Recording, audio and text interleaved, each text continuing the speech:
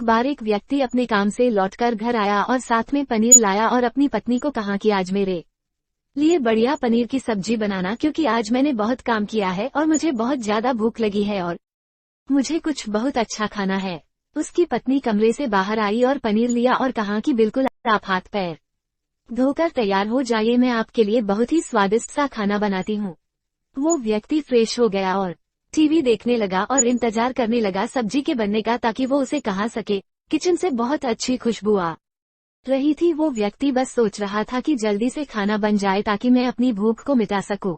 लगभग 1 घंटे के बाद खाना बनकर तैयार हो गया।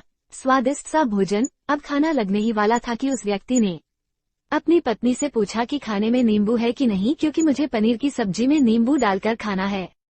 लेकिन पत्नी ने कहा कि नींबू तो खत्म हो गए, आपसे कहा था लेकिन आप भूल गए। व्यक्ति ने अपनी पत्नी से कहा कि रुको रुको, अभी खाना मत लगाओ, क्योंकि नींबू के बिना खाने में बिल्कुल मजा नहीं आएगा। तो मैं अभी गया और अभी नींबू लेकर आया।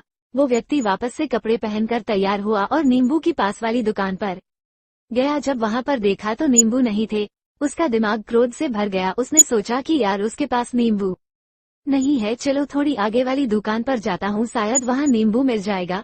वो थोड़ा और आगे गया लेकिन वहाँ पर भी नींबू नहीं मिले। अब उसने सोचा दूर की सब्जी मंडी चला जाता हूँ, वहाँ से नींबू लेकर आऊंगा, क्योंकि नींबू के बिना सब्जी में मजा नहीं आएगा। करीबन आधे घंटे के बाद वो करीब के सब्जी मंडी में पहुंचा। वहाँ पर उसे नींबू मिल गया और वो बहुत खुश हुआ कि चलो नींबू मिल गया और अब मैं घर में जाऊंगा और सब्जी में नींबू डालकर अच्छे से सब्जी खाऊंगा। अब वो खुशी खुशी नींबू लेकर घर आया और अपनी पत्नी से कहा कि जल्दी से सब्जी गरम कर दो, रोटी गरम कर दो और नींबू काट, ताकि मैं अच्छे से खाना खा सकूं।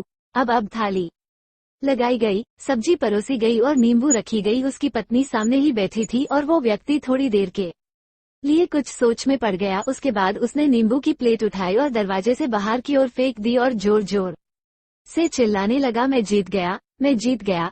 पत्नी ये देखकर घबरा गई कि कहीं ये पागल तो नहीं हो गए, इन्होंने सारे के सारे नींबू दरवाजे से बाहर की ओर क्यों फेंक दिया।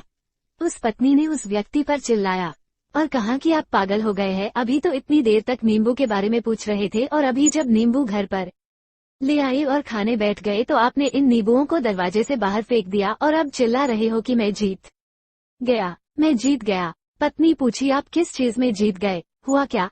अब व्यक्ति खुशी खुशी बैठ गया और अपनी पत्नी से कहा, आप भी बैठो, इत्मीनान रखो, बताता हूँ कि क्या हुआ। आज सुबह से ही मेरी जीत मुझे अपने बस में करने की कोशिश कर रही थी। जब मैंने बहुत काम कर लिया तब मुझे बहुत तेज भूख लगी। जब मैं घर पर आया तो तुमने बहुत ही स्वादिष्ट सब्जी बनाई, उसकी खुशबू मेरी नाक में गई। फिर मेरी जीभ ने कहा कि इसे अब नींबू चाहिए। मैं पास वाली दुकान पर गया लेकिन वहाँ नींबू नहीं मिले। थोड़ी और दूर गया, वहाँ पर भी नहीं मिले तो मुझे उसने और दूर लेकर गई। मैं उसके वश में आ गया और जैसे ही वो कहती रही वैसा मैं करता गया। अब मैं वैसा ही करता गया जैसा वो मुझसे करवाती गई, लेकिन अंत में मैंने विजय प्राप्त कर ली। मैंने उसे उठाकर बाहर फेंक दिया और कह दिया कि तुम्हारा मुझ पर कंट्रोल नहीं है, बल्कि मेरा तुम पर कंट्रोल है और मैं जीत गया। क्या आपको समझ में आया कि कैसे अपने इच्छाओं पर विजय प्राप्त करें?